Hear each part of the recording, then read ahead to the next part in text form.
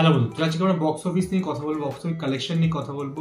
First আমরা প্রথম চারটে মুভি যেটা 20 ডিসেম্বর রিলিজ করেছে, খাদান, সন্তান, 5 নম্বর সপ্তমের লেন আর চালচিত্র, এই চারটে মুভি কে কত ইনকাম করছে প্রত্যেক দিন অনুযায়ী আমরা কথা বলবো। দেন আমরা বলা যেহেতু এন্ড হয়ে চলেছে, আর কোনো বাংলা মুভি রিলিজ করছে না, তো পুরো বছরে কে কোন মুভি কোন জায়গায় দাঁড়িয়ে আছে, কত ইনকাম করেছে এবং ফার্স্ট দিনে কত ইনকাম করেছে এবং কে কোন মুভি কতটা টাকা ইনকাম করতে পারলো সেই বিষয় নিয়ে কথা বলবো। সবকিছু যেন ভিডিও এন্ড পর্যন্ত দেখতে থাকবো। তো ফার্স্ট আমরা খাদানের বক্স অফিস নিয়ে কথা বলি। খাদান প্রত্যেক দিন অনুযায়ী কত ইনকাম করলো, কত কোন জায়গায় দাঁড়িয়ে আছে। আগেই বলতে চাইবো, খাদান কিন্তু টোটাল 6 থেকে 7 কোটি টাকার বাজেটে তৈরি হয়েছে। তো ডে 1 এটা কামিয়েছিল 68 লাখ, ডে 2 তে কামিয়েছিল 76 লাখ, ডে 3 মানে সানডেতে কিন্তু একটা বড় জাম্প নেয় এবং 1.12 করোড় কামায় থার্ড ডেতে, এবং ফোর্থ ডেতে কামিয়েছে 57 লাখ। ফিফথ ডেতে একটু কমে যায়, আই থিঙ্ক টিউসডেতে 54 লাখ, কিন্তু ডে 6 25 ডিসেম্বর কামায় 1.26 করোড়। এটা হচ্ছে হিউজ বক্স অফিস একটা ইনকাম, বিকজ এটা হচ্ছে ফার্স্ট সেকেন্ড থার্ডে যা ইনকাম হয়নি, 25 ডিসেম্বর সে যে ইনকাম হয়েছে 1.26 করোড়। 25 ডিসেম্বর ডে 6 ইনকাম করেছে এবং ডে 7 26 ডিসেম্বর ডেটা কমপ্লিট না, তার মধ্যে জানা যাচ্ছে 1.30 করোড় এখন পর্যন্ত কামিয়েছে, যেটা 25 ডিসেম্বর থেকেও বেশি, মানে 1,30,00,000 টাকা কামিয়ে টোটাল এখন পর্যন্ত আছে 6,17,00,000 টাকা। তো অলমোস্ট বলা যায় যে ও সাধারণ তার যে বক্সের বাজেট সেটা কামিয়ে নিয়েছে, বাজেটে ইনকাম কমপ্লিট হয়ে গেছে, এরপরে যাই ইনকাম সেটা হবে তার প্রফিট। তো দেখি বোঝা যাচ্ছে খাদান কিন্তু এই বছরের সব থেকে বড় মুভি করে দাঁড়াতে চলেছে। আমি যখন তোমাদেরকে পুরো বছরের লিস্ট দেখাবো তখন তোমরা বুঝতে পারছি খাদান কোন জায়গায় অ্যাকচুয়ালি দাঁড়িয়ে আছে। তো এরপরে বাকি যে মুভিগুলো এই সেম ডেতে 20 তারিখ রিলিজ করেছে সেগুলো নিয়ে কথা বলি।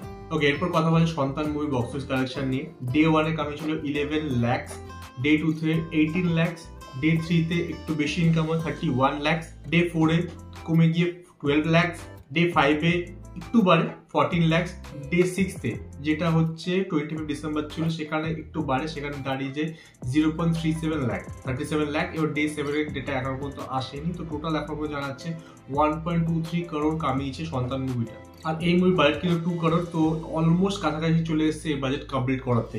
এরপরে কথা বলছে চালচিত্র মুভিটা নিয়ে। চালচিত্র ডে 1 এ কামায় 1 লাখ, ডে 2 তে 3 লাখ, ডে 3 তে 5 লাখ, ডে 4 এ কমে গিয়ে 2 লাখ, ডে 5 এ একটু বেড়ে 3 লাখ এবং ডে 6 25 ডিসেম্বরে ভালো কামিয়েছে 7 লাখ। তো টোটাল 21 লাখ অব্দি কামিয়েছে চালচিত্র মুভিটা। এরপরে কথা বলছে 5 নম্বর স্বপ্নময় লেন মুভিটা নিয়ে, যে মুভিটার বাজেট কিন্তু 2 করোড় ছিল।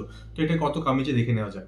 ডে 1 এ কামিয়েছে 3 লাখ, ডে 2 তেও সেম 3 লাখ, ডে 3 তে কামিয়েছে 4 লাখ, মানে সানডে ডে তার বেশি ইনকাম হচ্ছে 4 লাখ, ডে 4 মানে মানডেতে 2 লাখ, আবার ডে 5 টিউসডেতে কামিয়েছে 3 লাখ এবং 25 ডিসেম্বর কামিয়েছে 4 লাখ। টোটাল গিয়ে 19 লাখ এখন পর্যন্ত কামিয়েছে 5 নম্বর স্বপ্নময় লেন মুভিটা। এই চারটে মুভি কম্পারিজন করা যায়, তোমাদের ক্লিয়ার বোঝা যাচ্ছে খাদান অনেক এগিয়ে প্রত্যেকটা মুভির থেকে, এবং তার রিজনও ক্লিয়ার যে দেব হচ্ছে বাংলা সুপারস্টার এবং সে যেভাবে মুভিটাকে প্রমোট করেছে এবং যেভাবে ইউটিউবে খেটেছে কমার্শিয়াল মুভিকে ব্যাক করার জন্য যা প্রচেষ্টা সেটা চোখের সামনে আমরা দেখতে পাচ্ছি।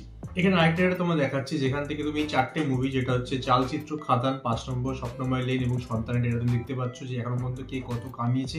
বাট এই ডেটাতে ডে 7 এর ডেটা মানে হচ্ছে টোটাল থার্সডে যে পুরো ইনকামটা ওটা কমপ্লিট নেই। সো ডেটাটা একটু মানে আমি যে ডেটাগুলো আগে দেখালাম তার থেকে একটু ডিফারেন্ট হতে পারে, বিকজ ওখানে 7 ডেটের ডেটাটা একটু ডিফারেন্ট দেখায়, বিকজ 7 ডে ডেটা কেউ কারোর কাছে কমপ্লিট নেই, কেউ কিছু বেশি দেখাচ্ছে কারো কম দেখাচ্ছে। এটা নেক্সট ডেতে গিয়ে পুরোটা পাওয়া গেল তখন ঠিক হবে। তো আপাতত যেটা দেখতে পাচ্ছ চালচিত্র দেখা যাচ্ছে 23 লাখ, খাদান দেখাচ্ছে 5.53 করোড়, 5 নম্বর স্বপ্নময় লেন 22 লাখ আর সন্তান 1.4 করোড়।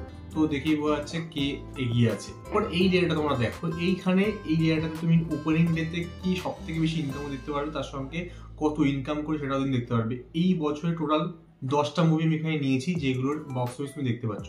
তো ফার্স্ট কথা বলছে খাদান নিয়ে। খাদান 5.53 লাখ কামিয়েছে এই বছর, আর এটা হচ্ছে সব থেকে বেশি মানে ওপেনিং ডেতে কামিয়েছে এবছর 68 লাখ, এটা হাইয়েস্ট ছিল।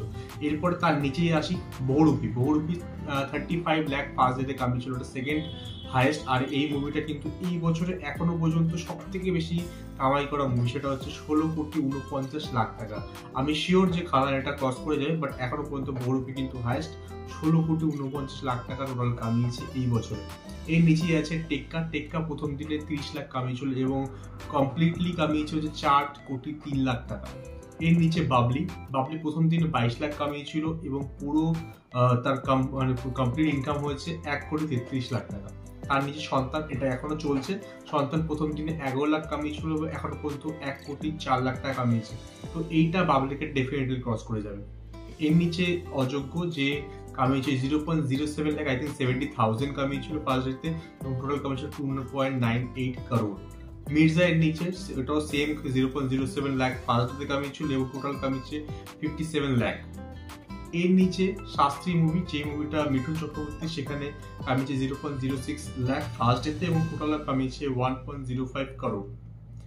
তার নিচে দেখতে পাচ্ছি আমরা জমালয় জীবন্ত ভানু, এই মুভিটা প্রথম দিন কামিয়েছিল 0.06 লাখ আর টোটাল কামিয়েছে 1,08,00,000 টাকা, টোটাল কামিয়েছে 1.08 crore। এবং লাস্ট বুমেরাং মুভিটা প্রথম দিন কামিয়েছিল 0.05 lakhs আর টোটাল কামিয়েছিল 1.02 crore। তো এই হলো গিয়ে টোটাল আমাদের বক্স অফিস 2024 এর। বাট আমি তোমাকে শিওর শট বলতে পারি ডেফিনেটলি বহুরূপীর যে নাম্বার আছে 16.49 crore, এটা ডেফিনেটলি খাদান ক্রস করবে। আর ক্রস করাটা দরকারও আছে যদি তাকে একটা হিউজ বক্স অফিস কামাতে হবে, কমার্শিয়াল মুভি সত্যিকারই ব্যাক করাতে হয়। তো যেটা দেখতে পাচ্ছি 5.53 লাখ দিচ্ছিল, বাট এটা অ্যাকচুয়ালি ডে 7 দাঁড়াবে 6 পয়েন্টের উপরে, 6.12 দেখিয়েছিলাম। তো সেটা অ্যাকচুয়াল দাঁড়াবে বা তার থেকে বেশিও দাঁড়াতে পারে ডে 7 এর পরে। সেকেন্ড উইকের পরেই এটা আই থিঙ্ক 8-9 কোটি টাকার কাজে চলে যাবে। তো নেক্সট এই বছর শেষ হতে হতে এটা 10 কোটি ডেফিনেটলি কামিয়ে নেবে এবং নেক্সট ইয়ার আরও কিছু ইনকামের পর আই থিঙ্ক এই 16.49 যেটা দেখাচ্ছে বহুরূপীর, সেটা একটা দারুণ ইনকাম। সেটা হচ্ছে মানে বিগেস্ট ইনকাম বলা যায় আজ পর্যন্ত যেরকম কামিয়ে, যেটা কেউ ভাবেও নি বহুরূপী যেরকম কামিয়েছে। সেটাকে ডেফিনেটলি খাদান ক্রস করবে এবং আমাদের খাদানই আই থিঙ্ক হয়ে তারা কমার্শিয়াল মুভি মানে ব্লকবাস্টার একটা ব্যাপার, ঠিক আছে।